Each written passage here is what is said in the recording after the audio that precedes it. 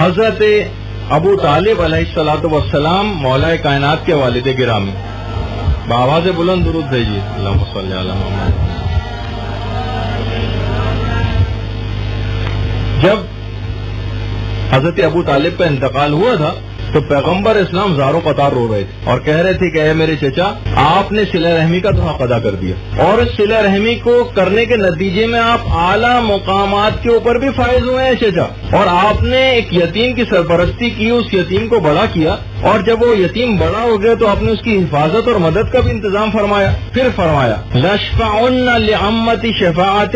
يُعْجِبُ بِهَا الثَّقَلَيْنِ، کہ پیغمبر کا جملہ، میں یقیناً اپنے چچا کی شفاعت کروں گا، اس طرح سے شفاعت کروں گا کہ تمام جنوں انس حیران رہ جائیں گے۔ یہاں پر شفاعت کا وہ مفہوم ہے کہ درجات کی اتنے عظیم درجات میں اپنے چچا کو دلواؤں گا کہ جنوں انس حیران رہ جائیں گے۔ اور سید الشہداء امام حسین علیہ الصلوۃ والسلام فرماتے ہیں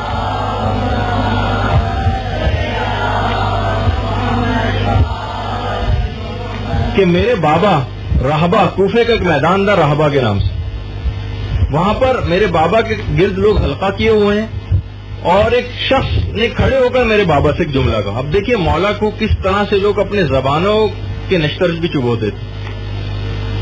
کہ اے امیر المومنین، آپ اللہ کی طرف سے ایک اعلیٰ مقام رکھتے ہیں، لیکن آپ کے باپ دوزخ میں، اس کی کیا وجہ ہے؟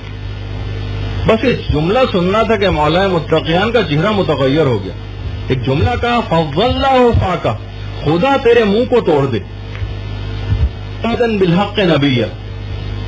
مجھے اس خدا کی قسم جس نے محمد کو برحق نبی بنایا ہے، اگر میرے بابا اس روئے زمین پر تمام گناہگار مومنین کی شفاعت بھی کا کہہ دیں تو پروردگار ان تمام لوگوں کی شفاعت کو قبول کر لے گا، ان تمام لوگوں کی شفاعت کے لیے ابو طالب کی اس بات کو قبول کر لے گا اور سب لوگوں کو معاف کر دے گا۔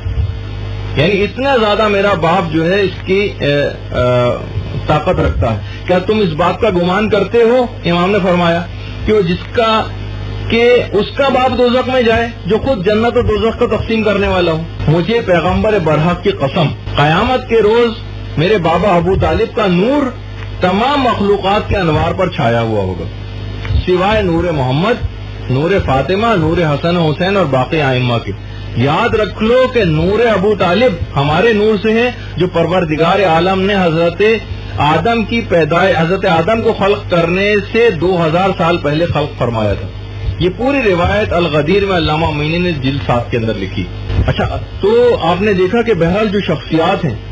یہ ایسی شخصیت ہے کہ پوری کائنات کی شفاعت بھی کرنی ہے، تو ابو طالب اتنے عظیم مقام اور مرتبے کے اوپر فائز ہیں کہ پوری کائنات کی شفاعت کر سکتے ہیں۔